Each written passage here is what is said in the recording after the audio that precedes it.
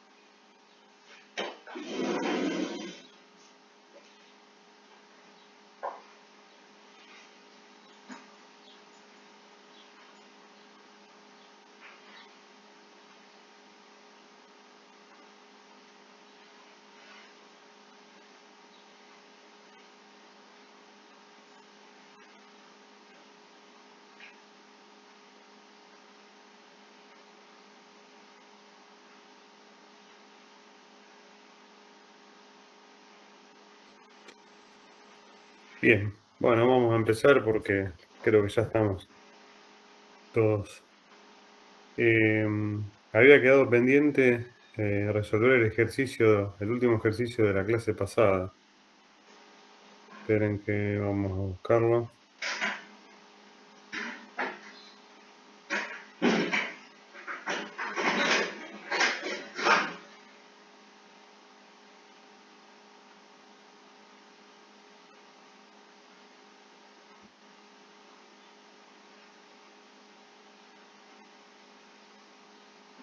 Era el de la polilla. ¿Se acuerdan?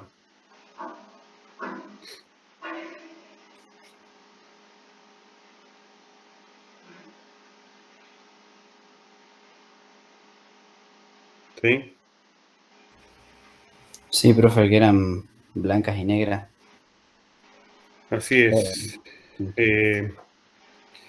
Bueno, la clase que viene habíamos visto selección natural, ¿no? Cómo modificaban las frecuencias génicas y genotípicas en una población, el proceso de la selección natural. Justamente porque cuando se planteaba, volvemos siempre al principio, ¿no? Cuando planteábamos el equilibrio Hardy-Weinberg, uno de los supuestos era de que no estaba actuando la selección natural. ¿Por qué es uno de esos supuestos? Justamente porque es un proceso que altera o modifica las frecuencias génicas y en consecuencia las frecuencias genotípicas.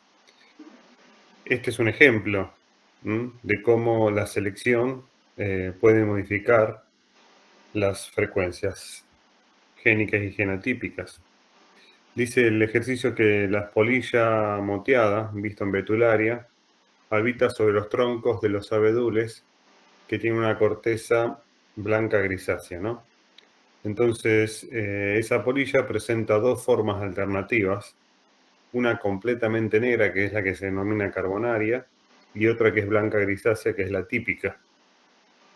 En los bosques cercanos a conglomerados urbanos a principios del siglo XIX, la frecuencia de la forma típica, es decir, de la grisácea, blanca grisácea, era del 99% y la de la carbonaria un 1%. Es decir, era mucho más frecuente la forma fenotípica, la variante fenotípica gris que la carbonaria. Imagínense que en los bosques esos de abedules, las que eran grises se mimetizan o se camuflan mucho mejor en la corteza de los árboles que las negras. Entonces las negras por ahí son más, quedan más expuestas a los predadores, con lo cual es lógico de que estén más adaptadas a ese ambiente las polillas que son grises, ¿no? Y por eso aparecen en mayor frecuencia. Pero a finales del siglo, esto estamos hablando del siglo XIX, es decir, principios de 1800, ya sobre finales de 1800, la carbonaria, es decir, la que era negra, tenía una frecuencia superior al 90%. ¿Cómo explicaría estos cambios de frecuencias? Y ahí le da una nota en el ejercicio que es muy importante a la hora de intentar explicar esto. Durante todo ese siglo se produce la revolución industrial, hay un gran desarrollo industrial y se asientan industrias que liberan hollín. El hollín se deposita sobre la corteza o sobre los troncos de los abedules, con lo cual dejan o pasan de ser grises a negros, propios del color del hollín.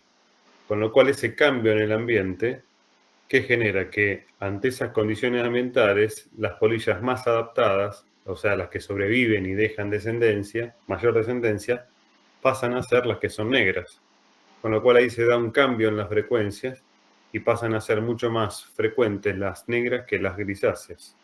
Porque justamente ahora son las grisáceas las que quedan más expuestas a los predadores. Tienen menos capacidad de camuflarse en esa corteza de los árboles. ¿Sí?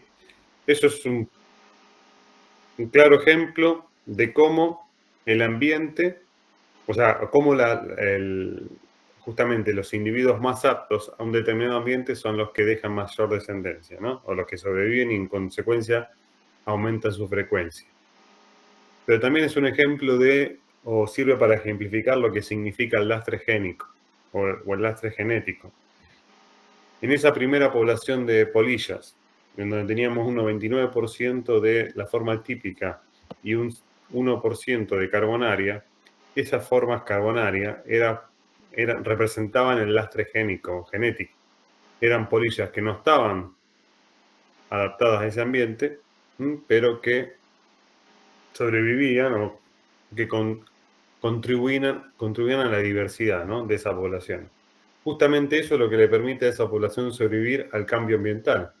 ¿Por qué? Porque si no hubiese habido lastre génico, es decir, polillas de tipo carbonaria en esa población original, ese cambio en el ambiente probablemente hubiese llevado a la extinción de esa población o a la disminución hasta extinguirse esa población en ese ambiente.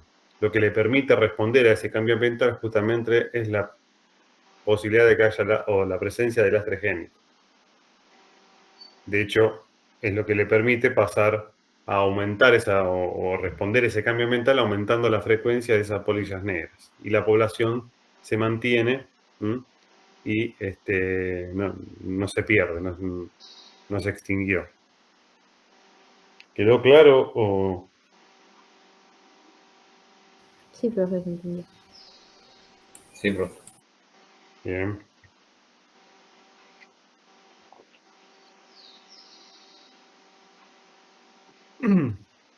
Bueno, ahora vamos a pasar a los ejercicios que estaban propuestos para la clase de hoy.